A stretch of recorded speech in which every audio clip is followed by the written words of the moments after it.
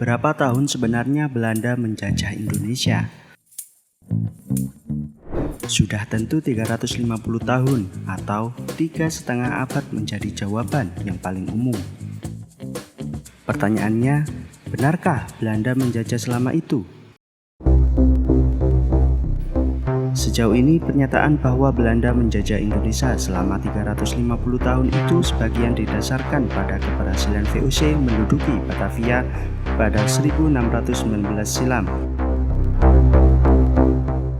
Itu pun jika dihitung mundur tak sampai 350 tahun.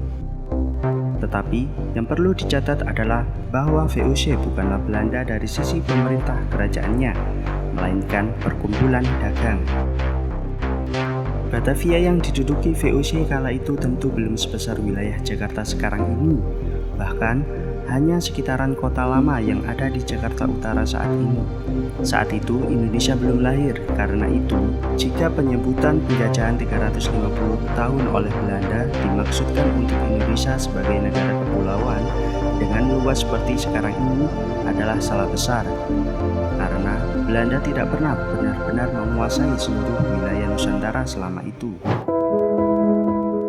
Seorang sejarawan yang juga ahli tata negara menggugat klaim 350 tahun itu. Penyangkalan itu pun ia rangkum dalam karyanya berjudul Bukan 350 tahun dijajah tahun 2012 silam. Sebaliknya, berdasar bukti-bukti yang dimilikinya, Rieschen membangun narasi baru bahwa Belanda efektif menjajah Indonesia selama 50 tahun tak lebih. Klaim oleh Rieschen merujuk pada keberadaan kerajaan-kerajaan Nusantara hingga tahun 1910-an. Tak hanya eksis, kerajaan-kerajaan itu juga bebas merdeka untuk menentukan sikap.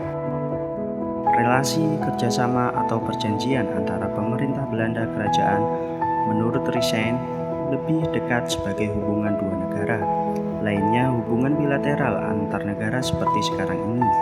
Hubungan bilateral ini pula yang diimplementasikan dengan menunjuk presiden selaku diplomat atau konsulat. Pengiriman utusan itu pun sudah menjadi bagian dari tradisi negara kerajaan di Nusantara. Bahkan sejak Kekaisaran Cina pada tahun 1415 sampai 1425, kala itu kerajaan Puni mengutip penuturan Rieschen mengirim utusan ke Cina saban 3 tahun sekali. Kebiasaan itu pun dilakukan kerajaan Lombok di era 1880-an ke Hindia Belanda. Rieschen juga memaparkan sejumlah bukti yang tertuang dalam lembar negara Belanda terkait penggunaan istilah-istilah hukum yang digunakan kedua belah pihak kala itu. Misalnya, istilah perjanjian yang menunjuk maksud adanya kedudukan yang sama, bukan antara penjajah terjajah atau penguasa dikuasai. Selain itu, banyak juga sebutan yang warga asing yang dalam konteks hari ini WNA atau warga negara asing. Penyebutan warga asing itu membawa konsekuensi kealpaan lembaga pengadilan dimaksud untuk menyidangkan kasus warga bersangkutan. Sebagai contoh dalam sebuah peristiwa, Mahkamah Agung Hindia Belanda sempat menolak menangani kasus karena yang bersangkutan merupakan warga negara Kerajaan Kutai. Yang itu berarti bukan termasuk wewenang pengadilan Hindia Belanda. Atau contoh lainnya bisa dilihat pada putusan Pengadilan Tinggi Makassar kala tahun 1880 silam. Ketika itu, pengadilan milik pemerintah Hindia Belanda memutuskan Goa sebagai kerajaan merdeka yang tidak berdiri di bawah, melainkan di samping pemerintah Hindia Belanda, juga tidak termasuk dalam wilayah Hindia Belanda.